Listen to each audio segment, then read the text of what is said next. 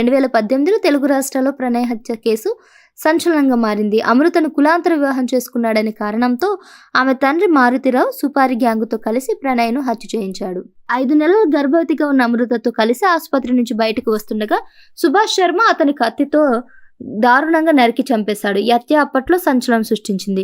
ఈ కేసులో 2019లో 8 మందిపై ఛార్జ్షీట్ నమోదు కాగా వారిలో మారుతిరావు ఆత్మహత్య చేసుకుని మరణించాడు.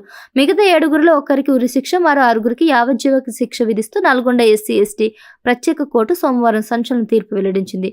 తాజాగా కోర్టు ఇచ్చిన తీర్పుపై అమృత స్పందించారు. సోషల్ మీడియా వేదికగా ఆమె తన స్పందనను తెలియజేశారు. ఇన్నేళ్ల నిరీక్షణ తరువాత న్యాయం జరిగింది. నా హృదయం భావోద్వేగాలతో నిండిపోయింది. ఈ తీర్పుతో పరువు పేరిట జరిగే దారుణాలు, నేరాలు, దౌర్జన్యాలు తగ్గుతాయని ఆశిస్తున్నానని అమృత తెలిపారు. ఈ ప్రయాణంలో తనకు అండగా నిలిచిన పోలీసులు, న్యాయశాఖ, ప్రభుత్వాలకు, సన్నిహితులకు, మీడియా మిత్రులకు కృతజ్ఞతలు తెలియజేశాను. బాబు భవిష్యత్తును, తన ఆరోగ్యాన్ని దృష్టిలో ఉంచుకొని మీడియా ముందుకు రాలేకపోతున్నానని ఒక నోట్ విడుదల చేసింది ఆవిడ. ఈ తీర్పుతోనైనా పరువు హత్యలు ఆగుతాయని ఆశిస్తున్నానంటూ ఆమె తెలిపింది.